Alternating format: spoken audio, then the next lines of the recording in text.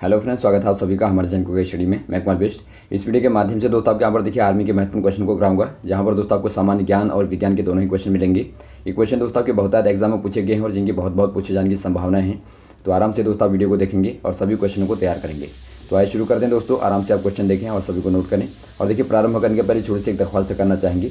यदि आपने हमारे चैनल को सब्सक्राइब नहीं किया दोस्तों अभी तक, तो प्लीज़ हमारे चैनल को सब्सक्राइब कीजिए और बेल आइकन को प्रेस करना ना भूलिएगा दोस्तों, ताकि हमारे वीडियोज़ की नोटिफिकेशन आपको प्रथम प्राप्त हो सके। तो देखिए दोस्तों, पहला क्वेश्चन क्या दिखता है आपको। भारत द्वारा निर्मित प्रथम उपग्रह कौन सा वाला है। दोस्तों बार बार क्वेश्चन आता है भारत के द्वारा। क्वेश्चन को आप गौर से पढ़ेंगे। भारत के द्वारा निर्मित आपको पूछा गया है प्रथम उपग्रह कौन सा वाला है। ये आर्यभट्ट होगा या भास्कर होगा, रोहिणी होगा या अरिहंत होगा। ये दोस्तों आपके यहाँ पर हो जाएगा रोहिणी दोस्तों। ऑप्शन नंबर आपका सी वाला सही हो जाएगा, जो कि दोस्तों आपका 1980 में दोस्तों 1980 में बना के दोस्तों भेजा गया। और वैसे ही दोस्तों यहाँ पर देखिए, यदि आपका केवल प्रथम उपग्रह आता है दोस्तों, तो वो आपका आर्यभट्ट हो जाएगा, जो कि दोस्तों सोवियत संघ के द्वारा भेजा गया था 1975 में। तो आप याद रखेंगे, यदि आपका केवल प्रथम उपग्रह आता है तो आप आर्यभट्ट में टिक करेंगे। यदि आपका भारत निर्मित आता है तो आप रोहिणी में टिक करेंगे।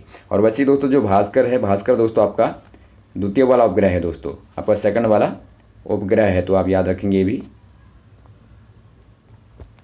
अगला क्वेश्चन देखिए दोस्तों, राज्यसभा में सदस्यों की संख्या कितनी होती है। ये क्वेश्चन आपका बार बार आता है दोस्तों, आपको बताना है। आपको पता होगा दोस्तों, दो प्रकार के सदन होते हैं, एक आपका उच्च होता है, एक आपका निम्न होता है। उच्च वाला दोस्तों आपका राज्यसभा कहलाता है, निम्न वाला आपका लोकसभा कहलाता है। तो आपको यहाँ पर राज्यसभा में पूछा गया है कितने सदस्य होते हैं। ये 12 होंगे या 245 होंगे या फिर 552 होंगे या फिर आपका 545 होंगे। दोस्तों यहाँ पर देखिए, जो आपका संवैधानिक तौर पर है दोस्तों, वो होती है 245। तो ऑप्शन नंबर आपका बी वाला सही हो जाएगा। 245 होती है दोस्तों, जिनमें से 12 मेंबर जो आपके होते हैं दोस्तों, वो राष्ट्रपति के द्वारा मनोनीत होते हैं, जिनको आप मनोनीत सदस्य कहते हैं। तो क्वेश्चन बार बार आता है कि बताइए कितने सदस्यों को राष्ट्रपति मनोनीत करता है राज्यसभा में। तो ये आप 12 कह देंगे। और वैसे ही दोस्तों, यदि आपको लोकसभा का पूछा जाए तो लोकसभा में दोस्तों आपका संवैधानिक तौर पर 552 है दोस्तों, लेकिन वर्तमान में आपके 245 हैं। तो आपके 552 आप याद रखेंगे। इनमें से दोस्तों 2 को राष्ट्रपति द्वारा मनोनीत किया जाता है दोस्तों। तो आप याद रखेंगे, लोकसभा में 2 दोस्तों और राज्यसभा में 12 को राष्ट्रपति मनोनीत करता है। अगला क्वेश्चन देखेंगे दोस्तों आप, भारतीय अंतरिक्ष अनुसंधान के जनक कौन माने जाते हैं। दोस्तों यहाँ पर देखिए, भारत में अंतरिक्ष अनुसंधान के जनक कौन माने जाते हैं, आपको बताना है। सीवी रमन को या विक्रम साराभाई या होमी जहांगीर भाभा या कोई नहीं। ये दोस्तों यहाँ पर देखिए, विक्रम साराभाई को माना जाता है। ऑप्शन नंबर आपका बी वाला सही हो जाएगा। इन्हीं के नाम पर दोस्तों विक्रम साराभाई अनुसंधान केंद्र बनाया गया है। और वैसे ही दोस्तों होमी जहांगीर भाभा को बात करें तो ये दोस्तों भारत में परमाणु ऊर्जा के दोस्तों जनक माने जाते हैं। परमाणु ऊर्जा के जो पिता माने जाते हैं दोस्तों, वो आपके होमी जहांगीर भाभा। तो आप दोनों को ही याद रखेंगे। और वैसे ही दोस्तों आपका इसरो का बार बार आता है। तो इसरो का दोस्तों आपको पता होगा इंडियन स्पेस रिसर्च ऑर्गेनाइजेशन आपका होता है। तो ये दोस्तों आपका इन्हीं का योगदान मुख्यतः माना जाता है। अगला क्वेश्चन देखेंगे दोस्तों आप, विश्व की पहली महिला प्रधानमंत्री कौन है। विश्व की दोस्तों प्रथम महिला प्रधानमंत्री आपको बताना है। एलिजाबेथ होंगी या श्रीमती श्रीमाव भंडार नायके होंगी, इंदिरा गांधी होंगी या फिर कोई नहीं। विश्व में बात करें दोस्तों तो यहाँ पर हो जाएंगी श्रीमती श्रीमाव भंडार नायके दोस्तों, जो कि श्रीलंका की दोस्तों महान राजनीतिज्ञ रही हैं श्रीलंका की। तो वहाँ की दोस्तों ये प्रधानमंत्री भी हो जाएंगी। तो ये विश्व की दोस्तों प्रथम महिला है जो कि प्रधानमंत्री बनी। तो ऑप्शन नंबर आपका बी वाला सही हो जाएगा। और वैसे दोस्तों यदि आप भारत की बात करें तो भारत में दोस्तों इंदिरा गांधी हो जाएंगी, जो कि महिला प्रधानमंत्री के रूप में दोस्तों बनी थी। अगला क्वेश्चन देखेंगे दोस्तों आप, चुनाव आयोग का मुख्यालय कहाँ पर है। चुनाव आयोग का मुख्यालय दोस्तों आपको बताना है। ये आपका कोलकाता में है या लखनऊ में या मुंबई में या नई दिल्ली में। ये दोस्तों नई दिल्ली में है। तो ऑप्शन नंबर आपका डी वाला सही हो जाएगा, नई दिल्ली में। अगला क्वेश्चन देखिए दोस्तों, स्वर्ण मंदिर का संबंध किस धर्म से है। स्वर्ण मंदिर का संबंध दोस्तों कौन से वाले धर्म से, रिलीजियन से है, आपको बताना है। ये सिख धर्म से या मुस्लिम से या हिंदू से या कोई नहीं। ये दोस्तों आपके यहाँ पर हो जाएगा सिख धर्म से दोस्तों संबंधित है। और ये कहाँ पर है दोस्तों, ये आपका अमृतसर में है। तो आप ये भी याद रखेंगे, बहुत बार आता है कि बताइए कहाँ पर है। तो ये दोस्तों आपका अमृतसर में पड़ता है दोस्तों। अगला क्वेश्चन देखेंगे दोस्तों आप, राज्यसभा के उपसभापति का चुनाव कौन करता है। दोस्तों यहाँ पर देखिए, जो आपका राज्यसभा का उपसभापति होता है दोस्तों, उसका चुनाव किसके द्वारा किया जाता है आपको बताना है। ये दोस्तों लोकसभा के द्वारा या राज्यसभा के द्वारा या राष्ट्रपति के द्वारा या प्रधानमंत्री के द्वारा। ये दोस्तों यहाँ पर देखिए, राज्यसभा के द्वारा किया जाता है दोस्तों। ऑप्शन नंबर आपका बी वाला सही हो जाएगा। यहाँ पर देखिए दोस्तों, जो आपका उपसभापति होता है उसका चयन करने की प्रक्रिया होती है दोस्तों राज्यसभा के जो आपके सांसद होते हैं वही करते हैं। उन्हीं में से दोस्तों एक मेंबर को, एक सांसद को उपसभापति के पद के लिए बनाया जाता है, जिनमें दोस्तों आपके यही चयन करने वाले होते हैं। और बहुत बार ऐसा भी होता है दोस्तों, मान लीजिए किसी ने एक नाम को आगे भेजा और उसी को दोस्तों सभी ने समर्थन किया तो बना दिया, तो वहाँ पर आवश्यकता नहीं पड़ती चुनाव की। लेकिन जब 2 नाम आ गए तो वहाँ पर चुनाव होगा दोस्तों, जिनमें आपके राज्यसभा के सांसद ही दोस्तों चयन करेंगे। अगला क्वेश्चन देखिए दोस्तों, चंद्रयान-1 अंतरिक्ष में कब भेजा गया। अब दोस्तों यहाँ पर देखिए चंद्रयान एक बार क्वेश्चन आता है कि बताइए चंद्रयान जो आपके चंद्रमा में यान भेजे जाते हैं उनको क्या कहते हैं। तो उनको दोस्तों आप चंद्रयान कहते हैं। तो वैसे ही दोस्तों मंगल में भेजे जाने वाले मंगलयान हो गए। तो इस प्रकार से आपके होते हैं। अब यहाँ पर देखिए आपको कब भेजा गया, आपको 1 वाला बताना है। तो यहाँ पर पूछा गया है 2002 में या 2008 में या 2019 में या फिर 2014 में। ये दोस्तों आपके यहाँ पर भेजा गया था 2008 में दोस्तों, 22 अक्टूबर आप याद रखेंगे, 22 अक्टूबर 2008 में दोस्तों। और वैसे यदि आप बात करें दोस्तों जो आपका अभी भेजा गया था 2 वाला, वो तो आपको पता होगा दोस्तों 19 में भेजा गया। और वैसे ही दोस्तों यदि आपका मंगलयान पूछा जाए तो मंगलयान दोस्तों आपका 2014 में भेजा गया था 24 सितंबर को, 24 सितंबर 2014 को दोस्तों मंगलयान भेजा गया था। अगला क्वेश्चन देखिए दोस्तों, गीतांजलि पुस्तक के लेखक कौन है। गीतांजलि दोस्तों बहुत ही फेमस पुस्तक है, आपको पता होना चाहिए। तो इसके लेखक बताना आपको धर्मवीर भारती होंगे, रविंद्रनाथ टैगोर होंगे या मुंशी प्रेमचंद होंगे या जयशंकर प्रसाद होंगे। दोस्तों यहाँ पर देखिए आपको पता होगा प्रथम जो नोबेल पुरस्कार मिला था दोस्तों रविंद्रनाथ जी को ही मिला था। तो इनको दोस्तों गीतांजलि के लिए मुख्यतया मिला था। तो ये गीतांजलि दोस्तों इन्हीं की रचना है। तो ऑप्शन नंबर आपका बी वाला सही हो जाएगा। अगला क्वेश्चन देखिए दोस्तों, पंजाबी भाषा की लिपि क्या है। आपको बताना है दोस्तों पंजाबी भाषा की लिपि क्या हो जाएगी। लिपि मतलब दोस्तों जिसमें हम भाषा को लिखते हैं वो आपकी लिपि होती है। तो कोई यहाँ पर क्या होगा, कोई नहीं होगा, या गुरुमुखी या खरोष्टी या देवनागरी। ये दोस्तों आपके यहाँ पर हो जाएगी गुरुमुखी दोस्तों। ऑप्शन नंबर आपका बी वाला सही हो जाएगा।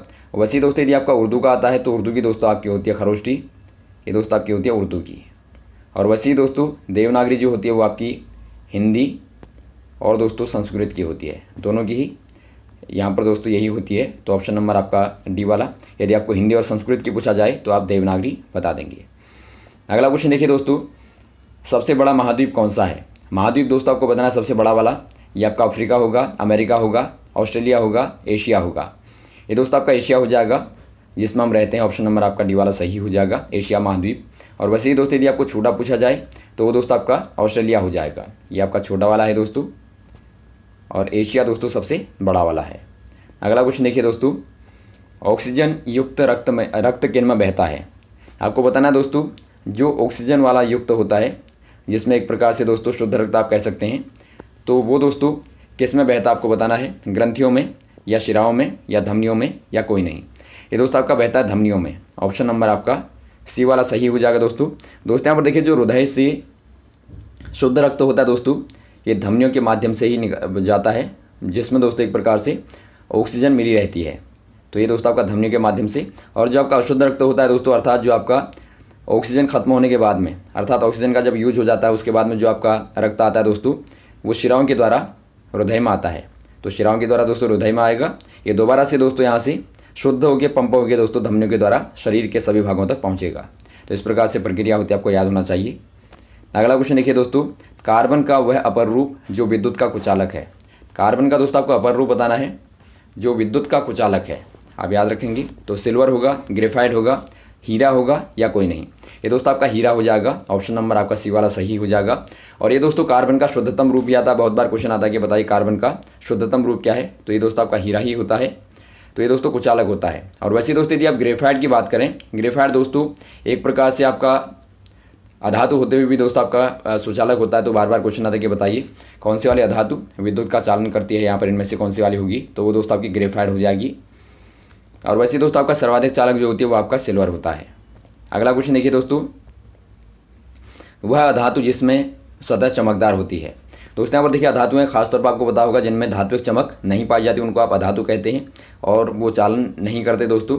लेकिन कुछ अपवाद होते हैं, जैसा कि दोस्तों यहाँ पर आपको पूछा गया कि बताइए कौन सी वाली अधातु की सतह चमकदार होती है, जिंक की या आयोडीन की या सल्फर की या सोडियम की। ये दोस्तों आपका आयोडीन होता है, इसकी दोस्तों सतह चमकदार होती है। हवाई जहाज़ का उड़ना सिद्धांत पर आधारित है। दोस्तों यहाँ पर देखिए जो आपके हवाई जहाज़ उड़ते हैं दोस्तों, वो कौन से वाले सिद्धांत पर खासतौर पर आधारित हमको बताना है, फैराडे की या पास्कल की या बर्नौली की या आर्किमिडीज़ की। ये दोस्तों यहाँ पर देखिए बर्नौली के सिद्धांत पर आधारित है दोस्तों। उन्होंने दोस्तों यहाँ पर बताया था, देखिए जो पंखे होते हैं इनके दोस्तों यदि आपका नीचे वाला दाब, एक आपका नीचे वाला हो गया P1 और ऊपर वाला दोस्तों आपका P2 हो गया। मान लीजिए आपने P1 को दोस्तों बहुत बढ़ा दिया P2 की तुलना में, तो ये क्या होगा दोस्तों, ये ऊपर को उड़ने लगेगा। तो ये आपको यहाँ पर देखिए यही वाला प्रिंसिपल दोस्तों यहाँ पर इस्तेमाल होता है कि मान लीजिए आपने नीचे का दाब बढ़ा दिया, ऊपर का कम कर दिया, तो ये दोस्तों ऊपर को उड़ेगा। तो यही प्रिंसिपल दोस्तों लगता है उड़ने में। अगला क्वेश्चन देखिए दोस्तों, ऑक्सीजन में अयुग्मित इलेक्ट्रॉनों की संख्या क्या होती है। दोस्तों यहाँ पर देखिए आपको ऑक्सीजन वाले एलिमेंट में दोस्तों, तत्व में जो अयुग्मित इलेक्ट्रॉन होते हैं अर्थात दोस्तों अनपेयर्ड इलेक्ट्रॉन होते हैं, उनकी संख्या बताना है। ये कैसे बताएंगे दोस्तों, पहले आपको क्रमांक पता होना चाहिए। वो का दोस्तों आपको पता होगा कितना होता है, 8 होता है दोस्तों। अब इसे आप बांटेंगे तो आपका कैसे बांटेंगे, आप 2 और 6 में बांटेंगे। अब इनको दोस्तों आप SPDF में बांटेंगे तो आपका कैसे होगा, 1:2, ये पूरा भर गया। फिर आपका 2:2 और बचे कितने दोस्तों आपके 2, जो बचे आपके P में चले जाएंगे, 2P, 2 2 4 और ये आपके 4। तो यहाँ पर देखिए दोस्तों आपने कितने आ गए, यहाँ पर टोटल आपके 8 बन गए। अब कैसे करेंगे दोस्तों आप, ये तो आपके दोनों पूरे भरे हैं, अयुग्मित आपको निकालना है तो आप केवल यहाँ पर खाली वाला देखेंगे।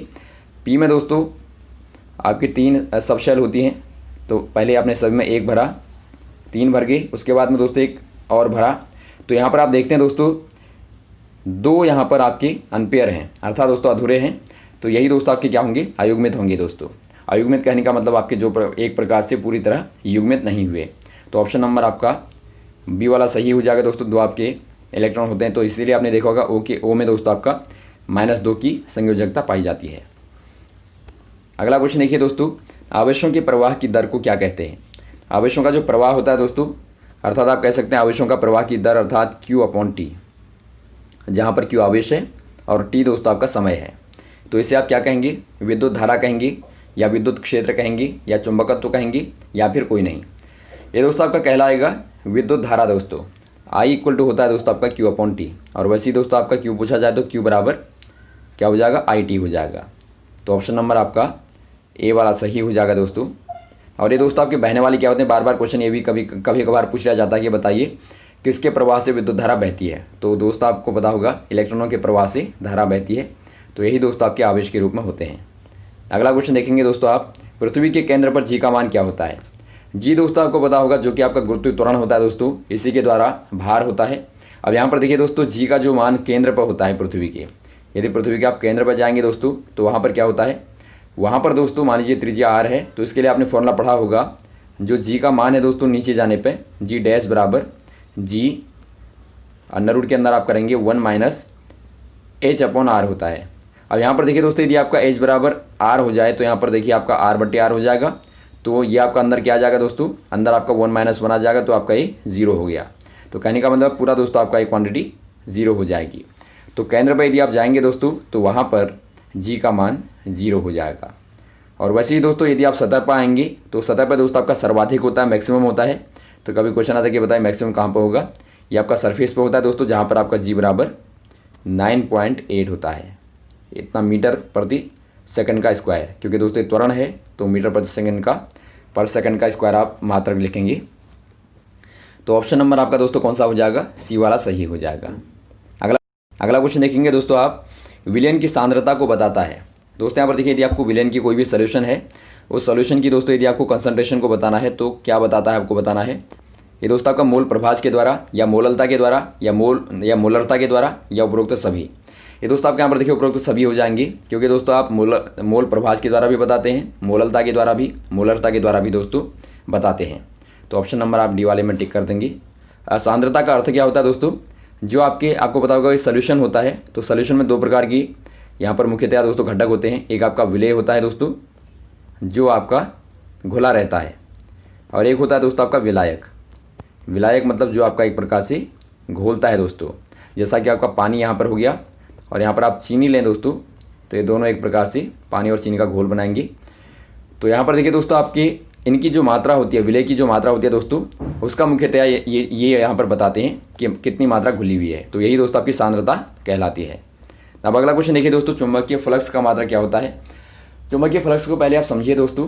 मान लीजिए कोई भी आपने बंद सरफेस लिया, यहाँ से दोस्तों जो भी आपकी बल रेखाएं गुजरेंगी, चुंबक की बल रेखाएं गुजरेंगी दोस्तों, तो ये आपकी जितनी ज़्यादा होंगी उतना दोस्तों आपका फ्लक्स ज़्यादा होगा। अर्थात दोस्तों आप कह सकते हैं कि ये आपके जो नंबर होते हैं दोस्तों, विद्युत चुंबक की बल रेखाओं की संख्याओं का दोस्तों आपका जो नंबर होता है वही आपका फ्लक्स कहलाता है।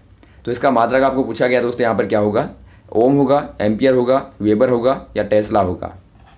ये दोस्तों आपके यहाँ पर हो जाएगा वेबर। ऑप्शन नंबर आपका सी वाला सही हो जाएगा दोस्तों, वेबर आपका हो जाएगा। इसे दोस्तों आप फाई से डिनोट करते हैं तो फाई का दोस्तों मात्रक हो जाएगा वेबर। वैसे ही दोस्तों टेस्ला आपका चुंबकत्व का मात्रक होता है, ओम आपका प्रतिरोध का मात्रक होता है, एम्पियर दोस्तों विद्युत धारा का मात्रक होता है। तो ये सारे आप याद रखेंगे। तो ये रहे दोस्तों आपके महत्वपूर्ण क्वेश्चन जो आपने यहाँ पर देखे। उम्मीद आपको अच्छे लगे होंगे। यदि आपको दोस्तों वीडियो पसंद आए हो तो आप जरूर लाइक करें, शेयर करें ताकि सभी लोगों तक पहुँचे दोस्तों, और हमारे साथ भी बने रहें ताकि आपको लगातार इस प्रकार के वीडियोज़ मिलते रहें। ओके, थैंक्स फॉर वॉचिंग दोस्तों। अभी मिलते हैं आपको अगली वीडियोज़ में नए क्वेश्चन के साथ में। जय हिंद, जय भारत।